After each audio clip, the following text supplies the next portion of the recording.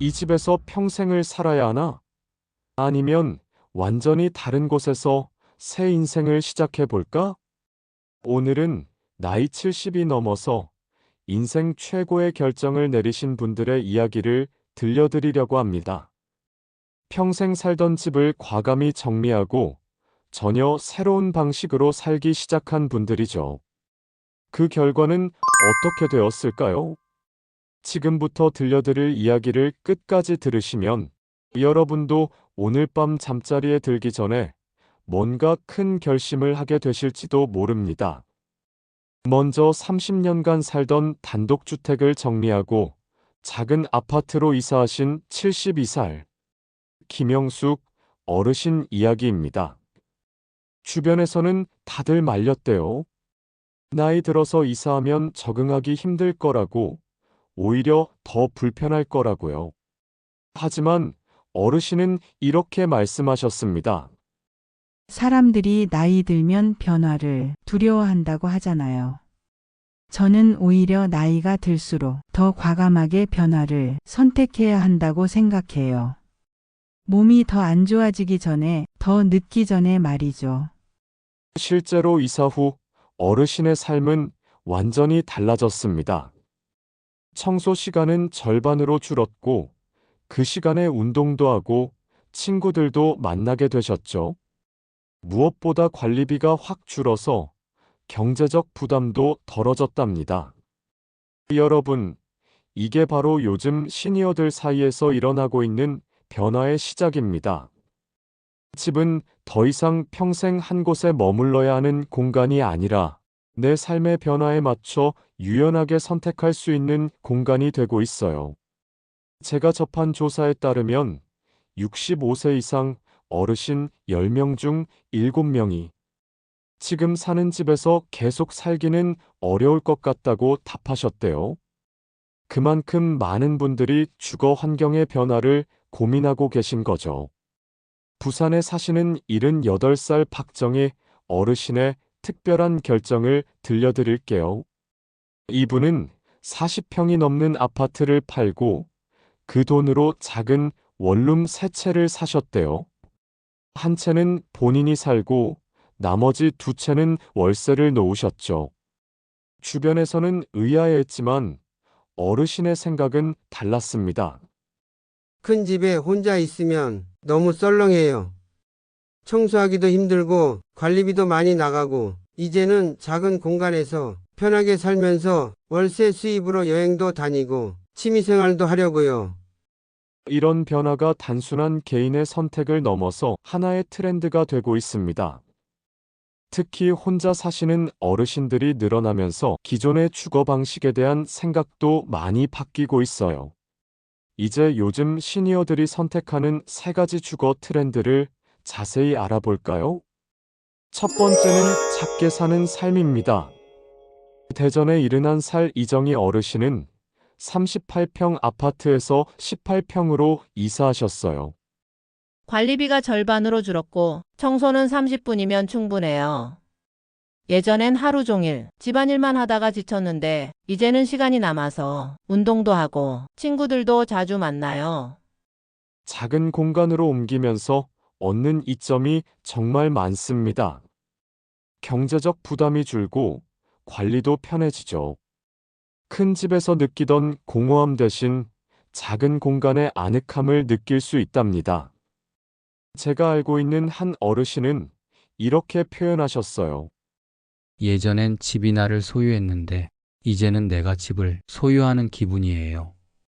관리하기도 쉽고 필요한 것만 남기니까 오히려 삶이 풍요로워졌어요. 실제로 다운사이징을 선택한 많은 어르신들이 공통적으로 하시는 말씀이 있습니다. 물건을 정리하면서 마음도 정리가 됐다는 거예요. 수십 년 동안 쌓아온 물건들을 하나씩 정리하다 보면 정말 필요한 것이 무엇인지 깨닫게 된대요. 두 번째는 함께 사는 삶입니다.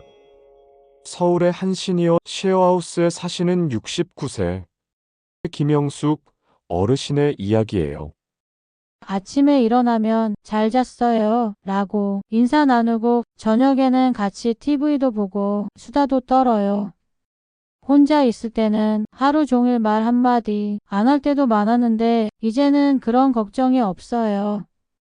공동체 주거의 장점은 외로움 해소를 넘어 서로 돌봐주고 의지할 수 있다는 거예요. 실제로 사회적 교류가 활발한 노인들이 우울증도 덜 겪고 인지 기능도 더 오래 유지된다는 연구 결과도 있습니다. 또 다른 어르신은 이렇게 말씀하셨어요. 가족은 아니지만 가족 같은 사이가 되는 거죠. 서로 간섭하지 않으면서도 필요할 때는 도와줄 수 있는 그런 적당한 거리감이 오히려 더 편해요. 세 번째는 이동하며 사는 삶입니다. 강릉의 73세 박민수 어르신은 계절마다 거주지를 바꾸세요. 봄에는 제주도, 여름에는 강원도 산골, 가을에는 경주, 겨울에는 부산에서 지내요. 집을 소유하는 대신 월세나 단기 임대를 이용하니까 경제적 부담도 크지 않아요. 이동형 주거의 매력은 다양한 경험을 할 수 있다는 거예요.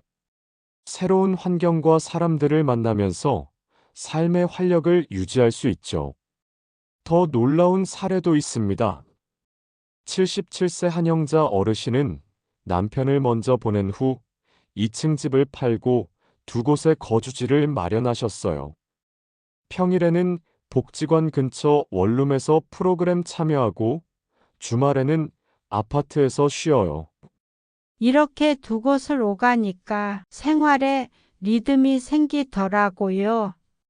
74세 김도연 어르신은 아예 캠핑카로 전국을 돌아다니는 노마드 생활을 선택하셨습니다. 봄에는 벚꽃 명소, 여름에는 시원한 계곡, 가을에는 단풍 구경, 겨울에는 온천 여행을 해요. 매일 새로운 풍경을 보면서 오히려 더 젊어지는 것 같아요. 자녀들은 처음에 걱정했지만 지금은 오히려 부러워한대요. 어르신은 한 곳에만 있으면 생활이 단조로워지잖아요. 이렇게 옮겨 다니면서 살면 항상 새로운 자극이 있어서 좋아요라고 하십니다. 81세 이순자 어르신의 말씀이 인상적입니다. 나이가 들면 몸도 마음도 변하잖아요. 그런데 왜 집만 그대로여야 하나요? 저는 제 변화에 맞춰서 주거 환경도 바꿔가고 있어요. 실제로 노년기의 주거 선택은 단순히 어디에서 살 것인가가 아니라 어떻게 살 것인가의 문제입니다. 주거 환경이 바뀌면 생활 방식도 바뀌고 삶의 질도 달라지거든요. 예를 들어 큰 집에서 작은 집으로 옮기면서 불필요한 물건들을 정리하다 보면 자연스럽게 미니멀한 생활 방식을 갖게 됩니다. 또 공동체 주거를 선택하면서 새로운 인간관계를 맺게 되고 그로 인해 사회적 활동도 늘어나게 되죠. 시니어 타운으로 이사한 한 어르신은 이렇게 말씀하셨어요. 여기 오니까 매일 아침 운동 프로그램이 있고 오후에는 취미 활동이 있어요. 혼자 살 때는 하루 종일 TV만 봤는데 이제는 하루가 어떻게 가는지 모르겠어요. 물론 이런 변화가 모든 분께 필요한 건 아닙니다. 지금 사는 곳에서 만족하신다면 그것도 좋은 선택이죠. 중요한 건 다양한 선택지가 있다는 걸 알고 필요할 때 과감하게 변화를 시도할 수 있다는 자신감을 갖는 것입니다. 여러분, 이런 트렌드가 생겨난 배경에는 몇 가지 중요한 변화가 있습니다.